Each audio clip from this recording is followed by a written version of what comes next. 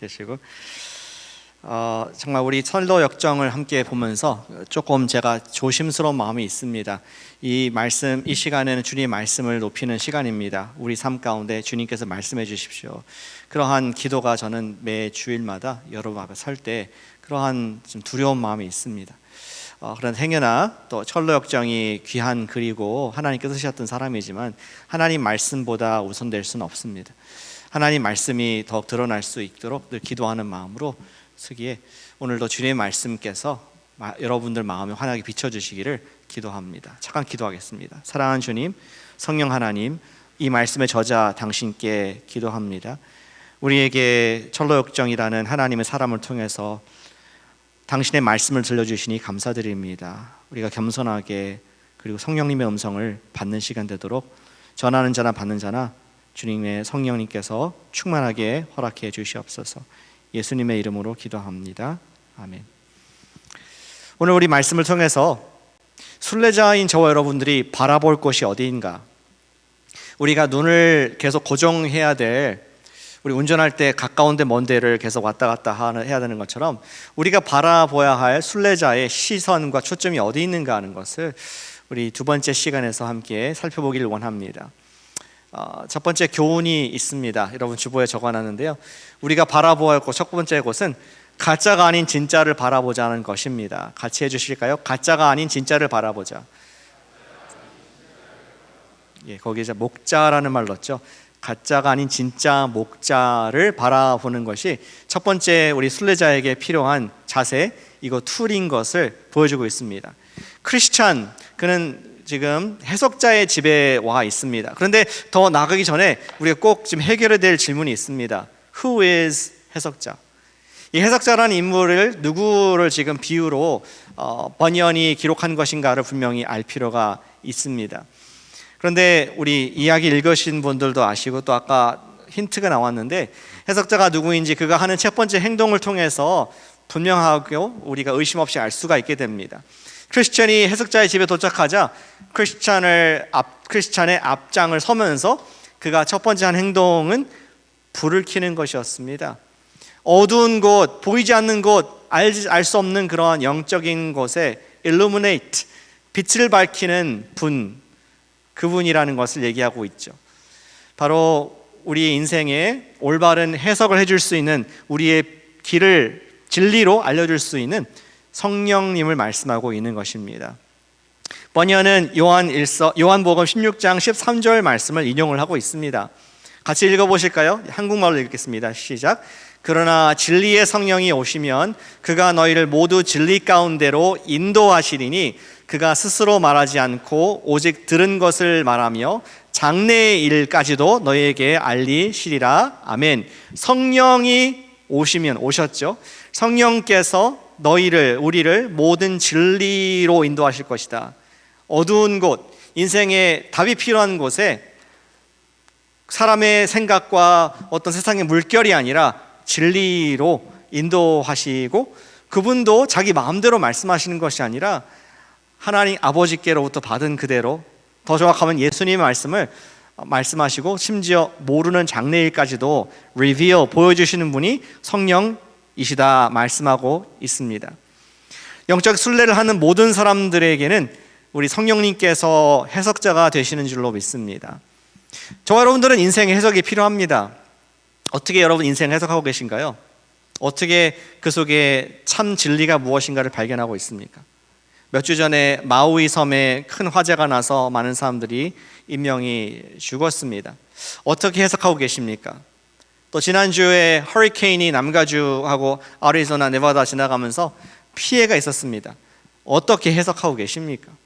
여러분 인생 가운데에 지난주에 있었던 감사한 일들 또는 힘들었던 일들을 어떻게 해석을 하고 계십니까? 아마 제가 개인적으로 여쭤보면 다 어떤 나름대로의 이해를, 해석을 하셨을 것입니다. 그런데 그것이 진짜 참된 해석인지 어떻게 아실 수 있겠습니까? 사실은 우리 중에 누구도 진리를 해석할 수 있는 사람, 진리로 해석할 수 있는 사람은 능력 있는 사람 아무도 없습니다. 왜냐하면 우리가 다 죄인이고 타락한 존재이기에 모든 것을 다 나 중심으로 보고 나에게 이득이 되고 내가 아는 관점으로 나. 우리는 사실은 객관적인 해석을 할 능력도 그런 지혜도 없다는 것을 인생을 산 사람들 알고 있습니다. 그래서 그럴까요? 옛 현자도 말하기를 인생은 세옹지마다. 지금 좋은 일이 일어나는 것이 진짜 축복인지, 지금 나에게 악한 일이 벌어졌는데 이게 나쁜 일인지는 모르겠다, 해석이 안 된다 하면서 세상의 현자도 지혜로운 사람도 인생을 바르게 해석할 수 없다는 것을 우리에게 말씀해 주고 있습니다. 오직 누가? 오늘 말씀 나오고 있는 그 해석자 성령님께서 조명해 주실 때에만 우리는 해석을 할 수 있습니다. 우리 그 해석자께서 처음으로 우리가 인생을 잘 해석하기 위해서 보여주신 방이 있습니다. 첫 번째 방에는 가보니까 큰 우리 초상화가 붙어 있습니다. 보여주실까요? 제가 찍어왔는데 그분의 댁에 가서 찍어왔습니다. 여기 보면은 한 분이 등장하죠. 우리 크리스천에게 해석자가 이분의 설명을 합니다. 묘사를 합니다. 그분의 그 품에는 손에 성경책이 들려 있고, 성경책이죠. 그리고 그의 시선은 하늘을 향하고 있으며 머리에는 황금으로 된 면류관을 쓰고 있습니다. 그런 그림이었습니다. 그리고 지금 이 동판에는 잘 보이지 않지만 뒤에 배경에는 세상이 있고 앞에는 지금 사람들을 향해서 무엇이 가르치고 호소하는 듯한 모습의 초상화가 있는 것을 우리 해석자가 보여주고 있습니다. 그리고 그분은 그렇게 묘사됩니다. 많은 사람들을 잉태한 분이다. 많은 사람들이 이분으로부터 나왔고 또 많은 사람들을 돌보고 계시는 참된 목자이다. 그래서 이 동판의 이름이, 초상화 이름이 목자상이에요. Portrait of a Shepherd, Portrait of a Preacher, 이렇게 되어 있습니다. 이 분의 사진을 보여주고 마지막에 그렇게 얘기를 하죠. 우리 인터프레터, 해석자가 크리스천에게 말하기를 이 분의 그림을 마음 깊이 새겨 놓으세요. 순례의 길을 행할 때 엄청난 도움이 되고 그것이 없으면 순례에 갈 수 없습니다. 굉장히 중요한 말을 이분이 해주고 있습니다. 왜냐하면 이분을 닮지 않은 다른 안내자들이 우리 인생에 나타나고 해석을 해줄 텐데 그것들을 거짓으로 우리가 알기 위해서는 진짜 참된 목자를 바라보아야 합니다. 이러한 가르침을 주고 있는 것입니다. 이분이 누구입니까? 우리 버니어는 계속해서 이분이 누구인가를 강조하고 알려주기 위해서 No mistake, 분명하게 말씀해주고 있습니다. 그분은 바로 참된 목자이신 예수 그리스도를 말씀해주고 있습니다. 그분의 주시는 교훈은, 우리 성령님의 교훈은 이것입니다. 가짜가 아닌 진짜 목자를 바라볼 때에 우리는 끝까지 여정을 감당할 수 있다 하고 있는 것이죠. 여러분들은 언제 마지막으로 100불짜리 지폐를 사용해 본 적이 있습니까? 몰에서 마트에서 현금을 잘 안 쓰시죠? 그런데 현금이 있어서 그걸 썼을 때에 어떠한 반응이 있습니까? 점원이 그것을 가지고 마커를 갖고 쫙 그어보지 않습니까?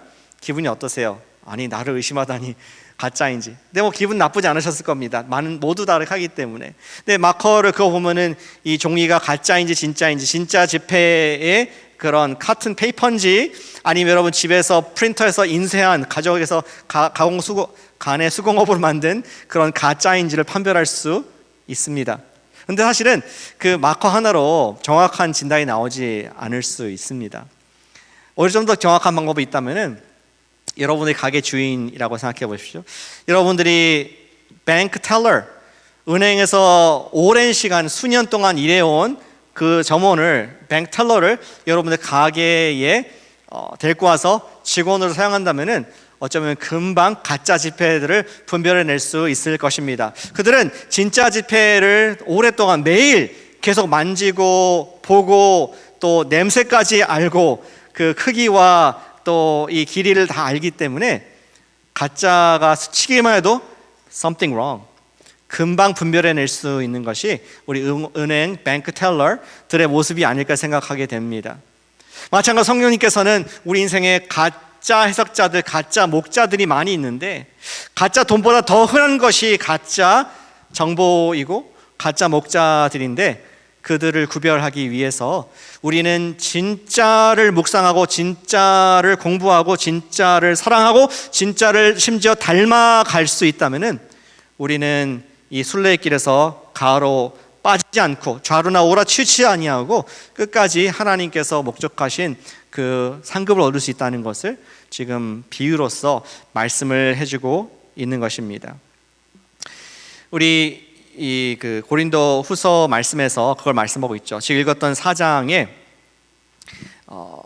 우리 4절 말씀 보니까 이렇게 되어 있습니다. 5절부터 볼까요? 5절부터 보니까 우리를 전파하는 것이 아니라 오직 그리스도 예수의 주 되신 것과 예수를 위해 우리가 너희 종된 것 전파하는데 그 예수님의 복음은 어떠한 것이었는가? 6절에 어두운 데서 빛이라 말씀하셨던 하나님께서 예수 그리스도의 얼굴에 있는 하나님의 영광을 아는 빛을 우리 마음에 비추셨느니라. 성령님의 역할은, 그리고 우리가 구원받았다는 것은 전에는 어두움이 있었는데 예수님의 빛이, 예수님의 얼굴이 환하게 알려졌고 우리 마음에 새겨졌기 때문에 우린 더 이상 가짜가 아니라, 더 이상 사탄의 거짓말이 아니라 진리 가운데 살 수 있게 되었다 하는 것을 얘기를 하고 있습니다. 우리 이 본문에서는 사도 바울은 나중에 또 요한 일서에도 그런 나오게 나오는데요, 1차적으로 역사 가운데 거짓 목자들은 이단들을 말하는 것입니다. 옛날에 영지주의라든지 또 마르키온이라든지 여러 몬타니우스, 이런 이단들이 있었고 오늘날도 이단들이 있죠. 예수님을 인정하지 않는 여호와의 증인이라든지 몰몬교라든지 또 한국의 신천지라든지 이런 이단들이 분명히 거짓 교사들입니다. 그런데 조금 더 down to earth, 여러분께 이렇게 대화하듯이 질문하기 원합니다. 지난주 여러분들 이단 몇 명이나 만나셨습니까? 만났다, 내가 이단 한 명이라도. 나 다가와가지고 내가 넘어갈 뻔했다, 사실은. 있습니까? 또는 이단적인 가르침 가운데에 내가 지금 더 성경에 대해서 궁금해졌다. 아마 많은 경우에 여러분들 신앙이 좀 더 있으시기 때문에 그런 것들 가까이 하지도 않고 또 그분들이 여러분 다가오지도 않을 가능성이 많다고 생각합니다. 그렇다고 경계를 늦춰서 안 되겠지만, 하지만 더 많은 경우에 우리 가운데 거짓 교사, 거짓 목자로 다가오는 매일의 것들이 있다고 저는 생각합니다. 그것은 무엇입니까? 우리 안에 있는, 저와 여러분들 안에 있는 다양한 생각들일 수 있습니다. 우리는 하루에도 수없이 많이 자신과 대화를 하고 살고 있습니다. 아무리 과묵한 우리 성도라 할지라도, 아무리 내성적인 성도라 할지라도 아침에 일어날 때부터 밤까지 수없이 질문과 답을 쭉 합니다. 누구와? 내 자신과. 그래서 이렇게 말할 수 있겠죠. 당신의 가장 베스트 프렌드는 당신 자신이다. 수없이 질문을 스스로 합니다. 나의 지금 기분은 어떠한가? 지금 무슨 일이 벌어지는 거지? 아니, 이 시츄에이션에 내가 어떻게 반응을 해야 될까? 계속 질문을 하면서 나름대로 답이 오기도 합니다. 답이 반드시 있을 것입니다. 그런데 그런 답들 중에서 그 답이 하나님께로부터 온 하나님의 음성인가? 그냥 내 마음에 느낀 대로 생각하는 내 감정인가?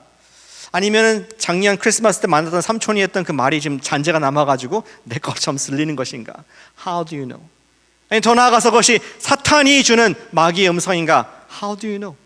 우리는 그 음성을 분명하게 분별할 수 있는 것이 중요합니다. 왜냐하면 이것이 하나님의 음성인지 내 생각인지 마귀의 음성인지 분별하지 못하는 것은 matter of life and death, 내 인생에 중요한 갈림길이 있을 때에 인생을 바르게 해석하지 못하면 우리는 좌로 우로 빠져서 어쩌면 믿음의 파선을 경험하게 될 수도 있을지 모르겠습니다.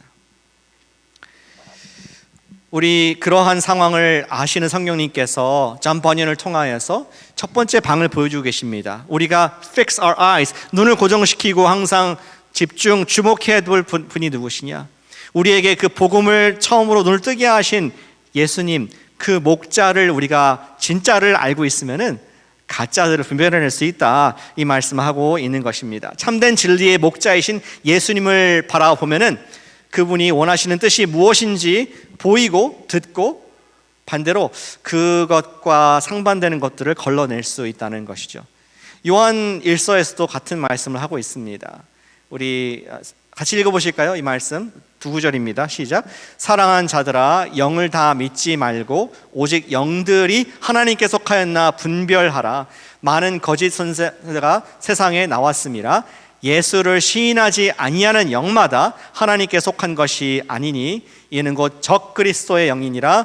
우리 한 이 말을 너희가 들었거니와 지금 벌써 세상에 있느니라. 여기 1절에 테스트, 여러분들의 마음에 있는 그 생각들, 매일 치고 지나가는 그 질문과 답이 테스트, 하나님께로부터 온 것인지 아닌지를 우리가 분별해야 될 필요가 있다 얘기하고 있습니다. 그리고 우리 요한 기자는 답도 주고 있습니다. 어떻게 시험을 하느냐. 3절 테스트는 이것이니 예수를 시인, 인정하는 영마다 하나님께 속한 것이다. 우리 진리인지 아닌지의 기준은 예수 그리스도밖에 없는 줄 믿습니다. 진리는 무엇입니까? 과거에도 그랬고 지금도 그랬고 미래도 그런 전혀 변함이 없는 것입니다.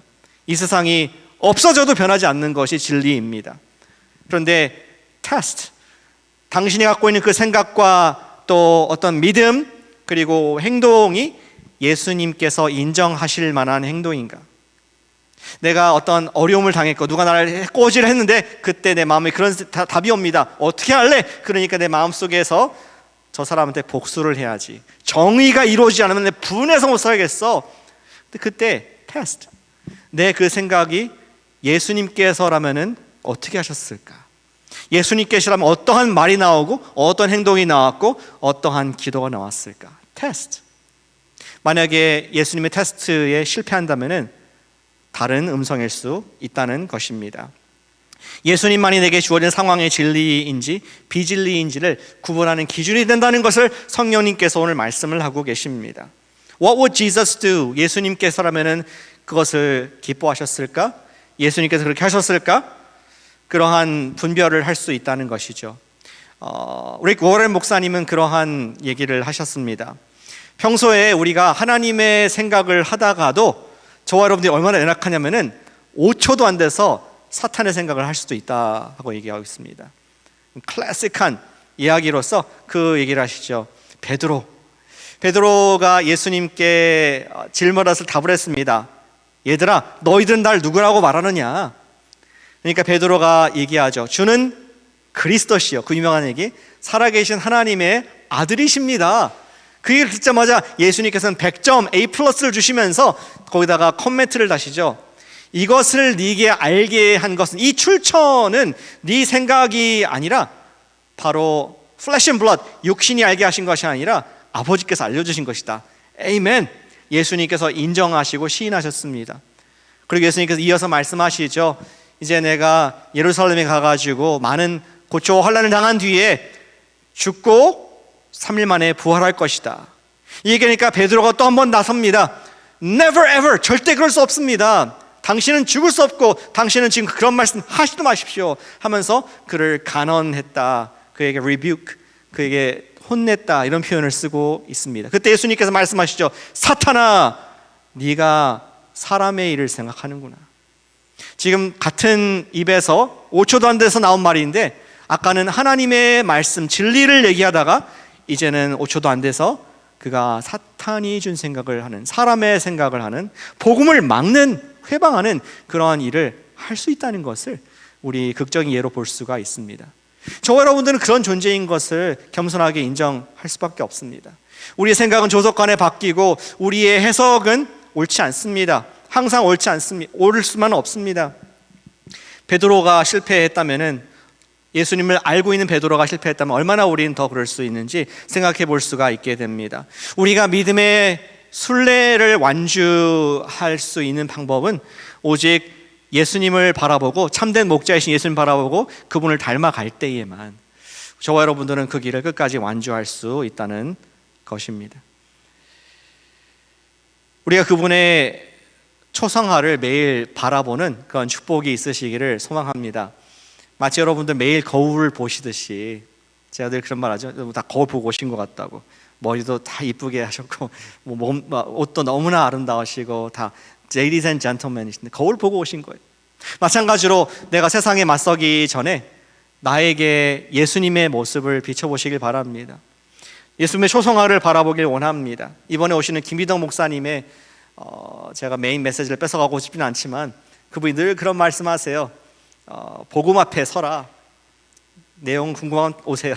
우리 부흥회 때. 근데 복음 앞에 설 때에, 복음이라는 예수님 앞에 우리 설 때에 내 마음이 지금 진리에 있는가 거짓에 있는가를 분별할 수 있고, 우리는 좁지만 진리의 길로 걸을 수가 있습니다. 그분의 초성화를 매일 바라보고 우리의 초점이 그분에부터 흩어지지 않도록 성령님께 간구하는 여러분과 제가 되시기를 축복합니다. 우리 믿음의 여정을 가기 위해서는 예수님, 참된 목자이신 예수님을 더욱더 알아가고 그분을 바라보며 사랑하여서 닮아가실 수 있는 우리 코너스톤 교회가 되시기를 축복합니다. 그리고 오늘 두 번째 씬이 나옵니다. 해석자의 집에서 7개의 방이 있는데 1번, 3번 방을 보여주고 제가 얘기하고 있습니다. 3번 방에 들어가니까 두 어린아이가 있는 모습을 보게 됩니다. 이런 거 어릴 때 갖고 노셨습니까? 못내미 인형, 못난 인형 기억나십니까?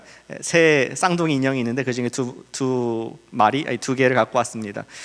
근데 첫 번째 의자에 앉아 있는 아이를 보니까 그는 그 이름이 정욕, passion이라는 이름의 아이였습니다. 두 번째는 patience, 인내라는 이름을 가진 어린 아이였습니다. 아마 형 동생 사이였던 것 같아요. 근데 정욕이라는 못난이 인형은 왠지 굉장히 심술이 난, 굉장히 이제 마음이 뾰루퉁하고 불만이 가득한 그런 모습을 우리 크리스천이 보게 되었습니다. 그리고 물었습니다. 우리 해석자한테 해석을 해주십시오. 이 상황이 무슨 상황, 시츄에이션입니까? 그러니까 그런 말을 합니다. 이들의 보호자가 내년도 봄에 선물을 주겠다고 약속을 한 상태이다. 그런데 첫 번째 아이 정욕은 화가 나가지고 No! Right now, right here. 지금 주세요. 지금 난 선물 주시지 않으면 내가 화를 겁니다. 막 지금 땡깡을 쓰고 있는 그러한 못내미 인형의 모습을 보고 있는 것입니다. 내년도 봄에 되면 줄 것인데 올해가 가기 전까지라도 달라. 여러분, 그냥 존 버년이 무심코 넣은 표현이 아니라 의미가 있습니다. 올해라고 하면은 이 세상에 살아가는 우리의 수명을 말하는 것입니다. 내년이라고 하면은 주님의 세상, 하늘나라를 말하는 것이죠.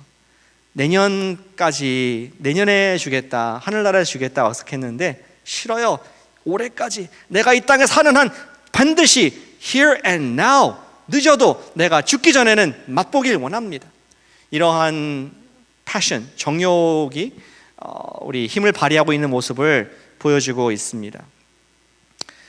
순례자는 모든 것을 지금 구하는 이러한 정욕을 보면서 갑자기 그때 누군가가 진보다리를, 선물보다리를 정욕 앞에 놓게 되죠. 이 세상에서 구했던 모든 것을 얻게 됩니다. 그런데 놀랍게도 그것이 마치 봄에 눈이 녹아버리듯이 잠깐 인조이하다가 사라져 버리게 됩니다. 처음에는 정욕이 인내를 향해서 비웃습니다. 아무것도 갖지 못한 인내를 비웃지만 나중에는 넉마 쪼가리와 아까 헌옷이라 그랬죠. 이러한 누더기로 전락을 하게 됩니다. 반대로 우리 인내라는 친구는, 인내라는 어린이는 아무것도 없는데 너무나 감사하고 만족해하는 모습을 밖에 있죠. 왜냐하면 그는 내년도에 부모가 약속한 보물이 올 것을 믿고 있었기 때문입니다. 그리고 그 보물은 앞선 우리 정욕이 가졌던 보물과는 다르게 썩어질 것이 아니라 영원히 계속될, 나중에 주어질 것이지만 영원한 보물, 빼앗기지 않을 보물을 얻게 되는 현명한 사람인 것을 우리 크리스천이 보는 그런 교훈의 도구였습니다. 저는 이 부분을 묵상하면서 어쩌면은 이러한 이야기가 비유이지만 존 버년 씨, 여기 계신 존 버년의 깊은 삶의 경험에서 나오는 것이라고 생각이 들었습니다. 지난주에 말씀드렸지만 존 버년의 인생은 그렇게 흠모할 만한 인생이 아니었습니다. 우리가 좀 유명해서 그분 되게 좋았겠다 생각할지 모르겠지만 저와 여러분들은 존 버년의 위치와 바꾸고 싶지는 않은 사람입니다. 그는 인생의 많은 12년이나 되는 시간을 감옥에서 생활하게 되었죠. 감옥이 굉장히 힘든 시간이었습니다. 그래서 그런지 존 버니의 철로역정에 2번이나 감옥 씬이 2번이나 나오게 됩니다. 우리 읽었던 해석자의 집에도 감옥 씬이 또 있어요. 그런데 그 영국의 베드포드 감옥에서 있을 때에 그 그림이 있는데, 그 감옥은 우즈 강 위에 있는 그러한 감옥이었다 합니다. 집이 다리 위에 있어요. 여기 굉장히 로맨틱하게 그려놨죠, 화가가. 근데 그렇진 않고 굉장히 좀 비참한 상황인데, 지금은 이 다리는 있지만 집은 없습니다. 그리고 옛날에 있었다는 거 터를 밑에 이게 플래그로 기록된 것을 제가 보게 되었습니다. 근데 겨울에 춥고 또 습하고 그리고 또 식사를 제대로 주지 않는 그러한 감옥이었습니다. 그리고 창살이 이제 시민들이 걸어다니는 도로 쪽으로 나와 있는데, 리버뷰는 아니겠죠, 아무리 그래도. 근데 밖으로 나와 있었는데 사람들이 지나가면서 불쌍한 마음에 음식을 또 창살 안으로 집어넣는 그런 풍습이 있었다고 합니다. 그 당시에 영국에서 사람들이 잘 테이크케어하지 못했습니다. 배고프고 또 사식을 많이 넣어줘야 되고, 아마 모르지만 베드포드 교회에도 번연 위해서 계속 음식을 주었을 거 생각이 됩니다. 근데 그 결과 우리 번연의 가족들이 엄청나게 고생을 했다고 합니다. 우리 번연의 첫째 딸이 메리인데, 메리는 태어나부터 장님으로 태어났다고 말씀드렸죠. 계속 음식을 엄마가 갖다 주는 것을 보고, 나중에는 메리도 이 길을, 장님이지만 길을 외워서 아빠한테 스프를 항아리에 담아서 그 창살 너머로 전달했다고 합니다. 그렇게 참 어려운 삶을 살게 되었습니다. 근데 메리는 아버지의 최종 석방을 보지 못하고 1663년도 아버지 갇힌 뒤 3년 만에 그는 세상을 떠나게 됩니다. 눈먼 딸 메리가 세상을 떠나는 걸 보면서 번연이 엄청나게 마음의 고통을 느끼게 되었습니다. 그렇지만 한편으로 위로를 받은 것은 본인이 생각했던 최악의 상황들을 면하게 되었기 때문에. 최악은 무엇입니까? 장님으로 태어난 우리 딸이 이 세상에서 폭행과 또 구타와 학대를 당할지 모른다는 그러한 현실이 현실화되지 않았다는 것을 감사하면서 자기는 다음 세상에서 볼 메리를 기억하며 부활에 관한 글을 쓴 기록을 가지고 있습니다. 여러분 생각할 때 번연은 굉장히 불행한 12년 동안, 그리고 그 이상의 시간을 보냈다고 생각할지 모르겠습니다. 힘들었습니다. 먹을 것이 없고 춥고 외롭고. 그런데 그의 기록이 하면은 그는 그냥 survive, 이러한 힘든 환경에서 생존한 것이 아니라 thrive, 번창했다는 것을 볼 수 있습니다.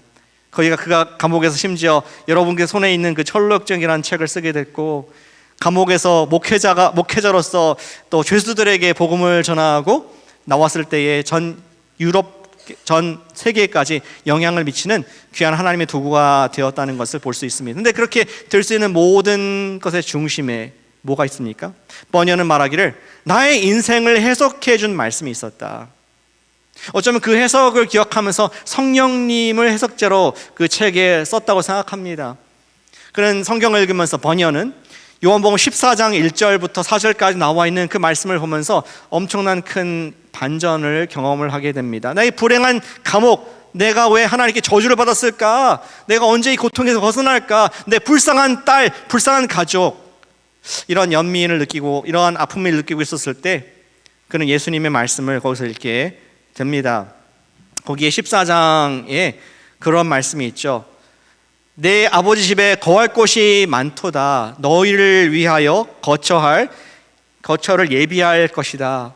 예수님의 집에는, 하나님의 집에는 방이 많다. 영어로는 there are mansions in the house of God, Father's house. 아버지의 집에는 거대한 맨션, 이런 작은 감옥, 여기 제가 찍어온 그림인데 스테인글라스, 이런 작은 감옥방이 아니라 거대한 하나님의 저택이 준비되어 있다. 그리고 주님께서, 예수님께서 나를 위해서 방을 예비하고 계시다.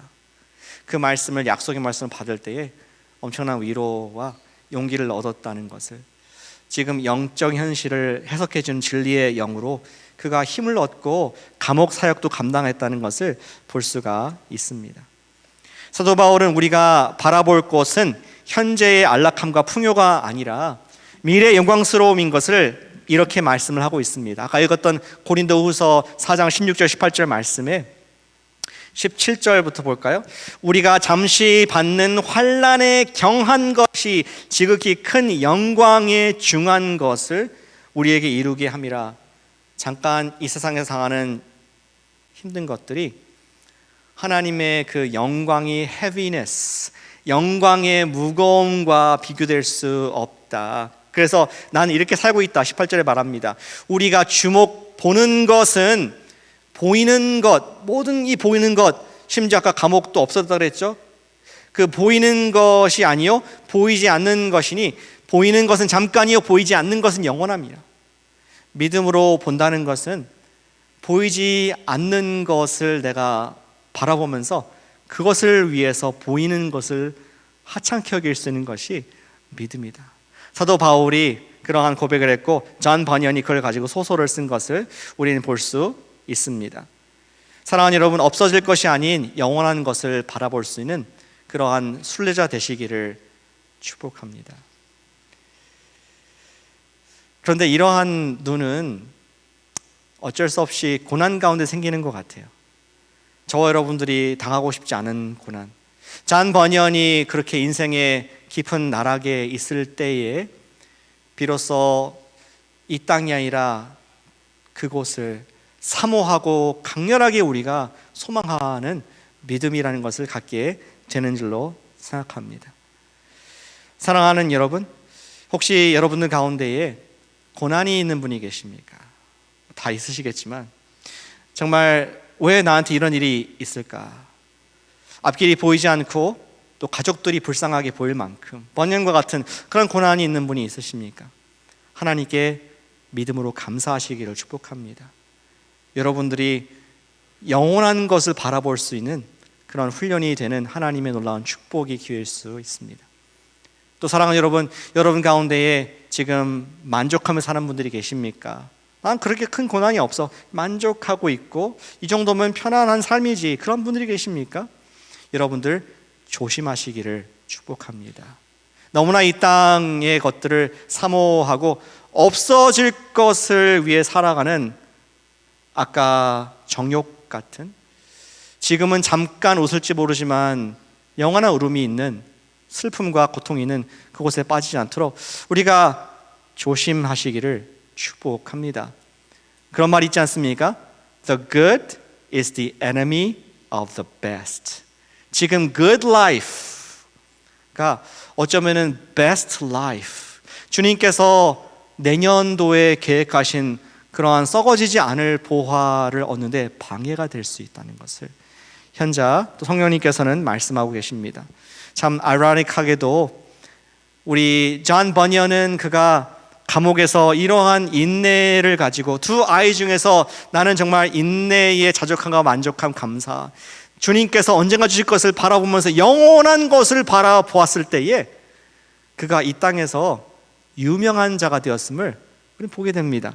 지난 350년간 한 번도 절판되지 않을 만큼, 여러분들 지금 읽을 만큼 그런 하나님께서 쓰시는 아름다운 놀라운 도구로 우리 버니언의 순례의 여정이 지금도 쓰이는 것을 보게 됩니다. 사랑하는 여러분, 우리가 영혼을 바라본다는 것은 그냥 저기 절에 들어가서 수도승이 되라는 말씀이 아니라 우리가 everyday 예수님의 음성을 들으면서 영원한 것을 바라볼 때에 주님께서는 이 땅에서도 풍성함을, 주님께서 여러분들을 향한 목적을 온전히 이루시게 될 줄로 믿으시기를 축복합니다.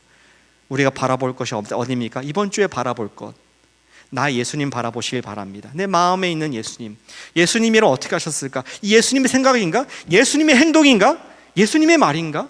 우리가 매일 비춰보고 우리 궁극적으로 추구할 것은 이 땅에 잠시 꿀이 아니라 내가 지금 누리고 있는 것이 목적이 아니라 남들이 지금 바라보고 있는 창살 너머로 저 부러운 현재의 세계가 아니라 내가 비록 감옥에 있을다 할지라도 주님, 저는 내년을 바라봅니다. 주님의 약속을 바라봅니다. 그런 믿음이 있을 때에 우리는 현세에서 뿐만 아니라 내세까지 약속 있는 축복의 주인공 될 줄로 믿습니다. 여러분도 저는 순례자인 것을 축하드립니다. 우리의 눈을 주님께, 우리의 눈을 영혼에 두어서 이번 주도 믿음으로 살아가는 여러분과 제가 되시기를 축복합니다. 아멘. 기도하시겠습니다.